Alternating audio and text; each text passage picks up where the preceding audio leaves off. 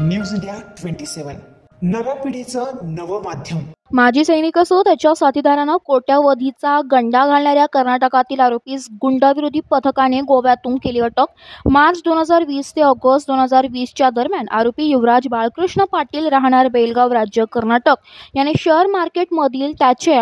ॲक्युमेन व गुडविल या share market कंपनीचे प्रमाणपत्र दाखवून ते त्यामधील ब्रोकर असल्याचं सांगून गॅरंटेड रिटर्न या तत्वावर 4% दराने दरमहा परतावा देण्याचं आमिष दाखवून फिर्यादी माजी सैनिक संजय बिन्नर व साक्षीदार यांचा विश्वास संपादन करून एकूण 1,38,50,000 रुपये एवढी रकमेची फसवणूक केली म्हणून देवळाली कॅम्प पोलीस ठाणे येथे दिनांक 18/3/2023 रोजी गुन्हा दाखल करून सदर गुन्ह्याचा तपास आर्थिक गुन्हे शाखा नाशिक शहर करीत आहे। त्या अनुषंगाने गुंडाविरोधी पथकाने प्रभारी सहाय्यक पोलीस निरीक्षक ज्ञानेश्वर मोहिते व पथकातील पोलीस अंमलदार यांनी सदर गुन्ह्यातील सराईत गुन्हेगाराचा कोणताही सुगावा नसताना तांत्रिक व मानवी कौशल्य वापरून आरोपी हा राज्य कर्नाटक, बिहार, उत्तराखंड, पश्चिम बंगाल, अरुणाचल प्रदेश, गुजरात, महाराष्ट्र राज्यात आपले अस्तित्व लपवून फिरत असल्याबाबत माहिती काढून सध्या तो राज्य गोवा या ठिकाणी असून तो नेपाळ देशात पळून जाणार असल्याबाबत माहिती मिळाल्याने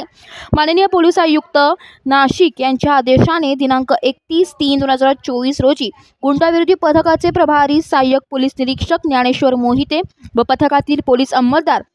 विजय सूर्यवंशी, प्रदीप ठाकरे, गणेश भागवत, अक्षय गांगुर्डे हे पणजी राज्य गोवा या ठिकाणी जाऊन गुन्ह्यातील आरोपी युवराज बाळकृष्ण पाटील वय वर्ष 42 राहणार बेळगाव राज्य कर्नाटक यास इडन रॉक बिल्डिंग शांतिनेस चर्चजवळ पणजी गोवा या परिसरात सापळा लावून शिताफीने ताब्यात घेतले। त्याच्याकडून निरनिराळ्या कंपनीचे एकूण 7 मोबाईल फोन अंदाजे किंमत 1,90,000 रुपये व पासपोर्ट असा मुद्देमाल हस्तगत करण्यात आला असून त्यास पुढील तपासकामी आर्थिक गुन्हे शाखा नाशिक शहर यांच्या ताब्यात देण्यात आलाय।